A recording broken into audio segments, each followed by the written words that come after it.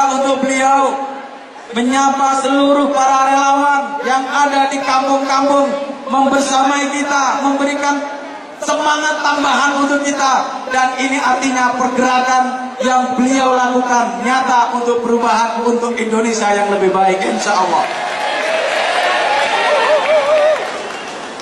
Laskar Santri,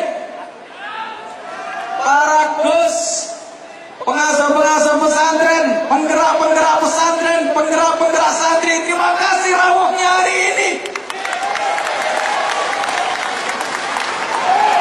Para kiai, para alim, para ulama, jajaran Dewan Syuro semua yang saya hormati.